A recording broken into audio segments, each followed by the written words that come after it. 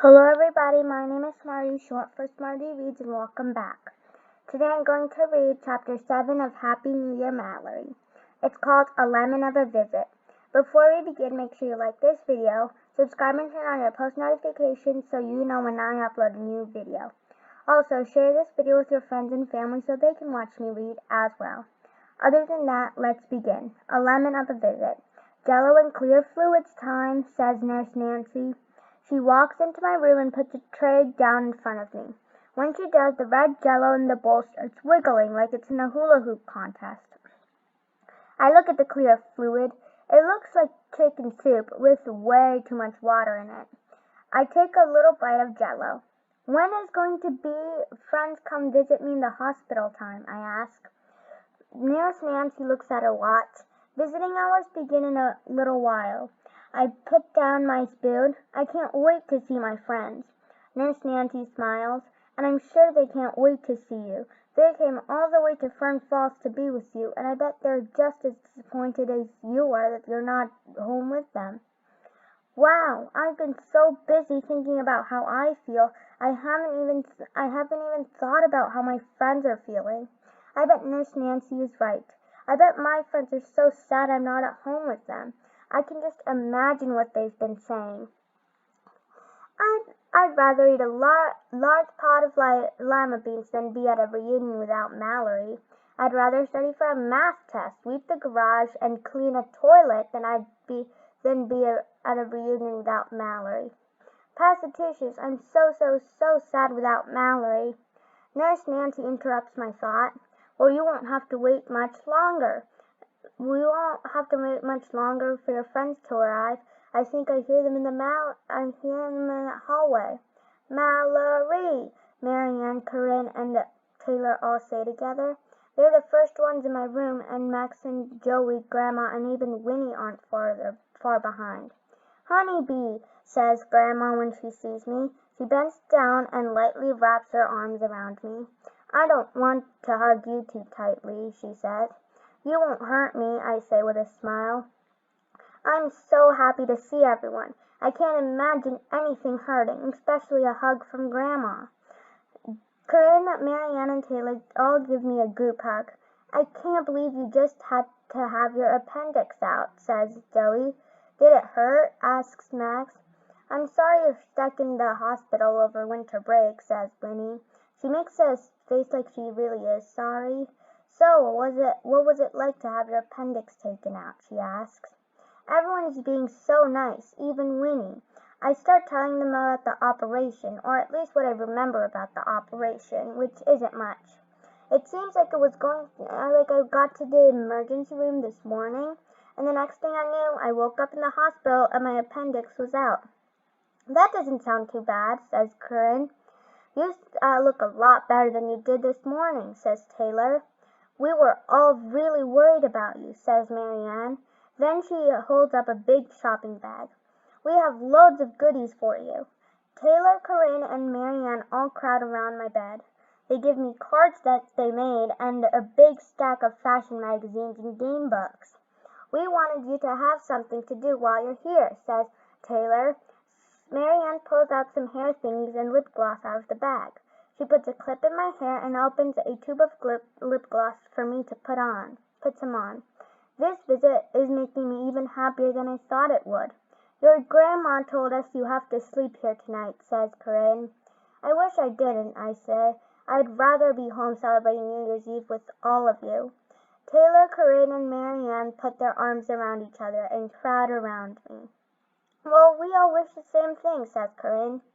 Yeah, says Taylor. We're all going to stay up late tonight, and we're going to have so much fun, and it would be a whole lot more fun if you were there too.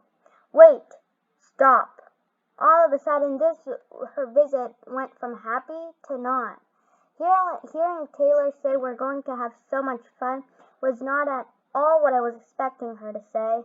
I know she was trying to make me feel better, but just hearing that they're going to stay up late and have fun without me makes me feel worse.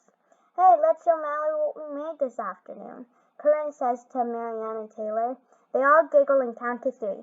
Then they put their feet in the air. "We made friendship anklets," says Taylor. "And we made one for you too," says Corinne. She pulls a friendship anklet out of her pocket and hands it to me. "Thanks," I say. I look down at the anklet in my hand. Even though I think it's sweet that my friends made it for me, I would rather have no anklet and heard them say, "We were too sad to do anything without you," especially make something as fun as friendship anklets. And then there is Mallory, Marianne, Corinne, Taylor, Joey, Max, and Winnie. "Aren't they cute, cute, cute?" says Marianne. When we get home from the hospital, we're going to watch old episodes of Fashion Fran. Then we're going to start decorating the house for a party." "That sounds great." I try to smile like I'm glad they're having fun without me, but the truth is, I'm not really all that glad. I think about what Nurse Nancy said about my friends being sad that I'm not at home with them. I'm sure she knows about a lot about cuts and band-aids, but I don't think she knows anything about friends and winter reunions. It doesn't seem like my friends are sad at all that I'm here and they're there. Marianne looks at Corinne and Taylor. "I can't wait to decorate for the party. Everything is going to look great, great, great," she says. Max rolls his eyes. I know he can't stand listening to Marianne say anything, even once. He really hates it when she says things 3 times. For the first time, I understand how he feels. Each time Marianne says great, I feel worse. Max interrupts my thoughts. "Joey and Winnie and I brought you something too." He hands me a bag. I open it and pull out a little stuffed cat. "Thanks," I say. "We got it downstairs in the gift shop," says Winnie. We thought you'd like it," says Joey. "It looks like a mini cheeseburger." Just hearing the name Cheeseburger reminds me of my cat. "How's Cheeseburger doing? I hope my cat is okay with me gone." "Cheeseburger is adorable," says Taylor. "She hasn't left my side all day." Taylor smiles. "Every time I pick her up, she purrs. I think she likes me." Corinne giggles again.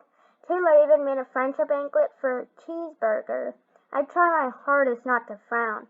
I know my friends think I'll feel better knowing that my cat is being taken care of, but I don't feel better at all. I feel worse than I did before. Now, not only are my friends having fun without me, but my cat is too.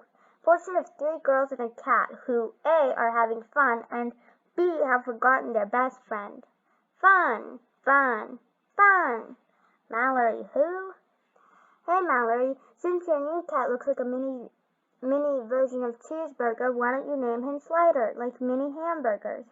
says Joey. "I think that's a perfect name," says Dad. "Mallory, what do you think?" "Sure," I say. I think that's a great idea, but right now I don't think about naming a stuffed cat when all my brain can think about is my real cat and my real friends who are having a great time without me. Dr. Hart walks into the room. "I'm sorry to be the bearer of bad news," he says, "but it's time to end the visit. The patient needs her rest." Dr. Hart stands by the door and holds it open like he's waiting for everyone to leave. Everyone says goodbye. Marianne, Taylor, and Corinne all hug me. "We're sad, sad, sad to go," they all say together. As soon as they get out in the hall, I hear them all laughing and talking, and I even hear them ask Grandma if they can have hot chocolate when they get home. If you ask me, they don't seem sad at all. "That was a nice visit, wasn't it?" asks Mom. Dad rumples my hair. I'm sure our little patient was happy to see her friends. Dad looks at me like he's waiting for me to say that I'm happy, but I don't. Mom slides my tray of food towards me. "Why don't you drink a little more? You need fluids." She says, "You can pretend that you're at a tea party." I take a little sip, put down the cup, and frown. Mom and Dad look at each other. "Mallory, I want you to be with your friends on New Year's Eve, and that you're upset that things didn't work out the way you wanted to," says Dad. I look at the ceiling. It looks like a sea of white tiles. I start counting them. 1, 2, 3, 4. That's not the only reason I'm upset. Dad pushes the ear behind my ears. "Sweet potato, you want to tell me what's bothering you? I go back to counting. 5, 6, 7, 8. It just seemed like my best friends weren't even that sad that I'm not with them. They were all laughing and having fun when they left, I say softly. Honey, they told you that they're sad and you can't be with them tonight. And I'm sure they are. I know it's disappointing that they're all together and you're here, but if all goes well, you'll be home with your friends tomorrow, says Mom. 9, 10, 11, 12. I think about my friends who are at home celebrating New Year's Eve, eating desserts and watching the ball drop while I'm stuck in the hospital counting ceiling tiles. It was going to be so much fun staying up until midnight and bringing in a new year with my friends, and now they're doing it without me. Dad sits down on the edge of my bed. Sometimes things happen that you don't expect, and when you do, you just have to make the best of it. I go back to counting. 13, 14, 15. I don't see how you can make the best of being stuck in a hospital and missing the reunion you planned with your friend who you haven't seen for months and won't see again until next summer. Mom sighs like she's trying to find a good way to explain it to me. Have you heard the expression, when life hands you lemons, you make lemonade? It means you should try to make the best of a bad situation. I don't answer. I look across my phone of my room at the stretch of ceiling tiles.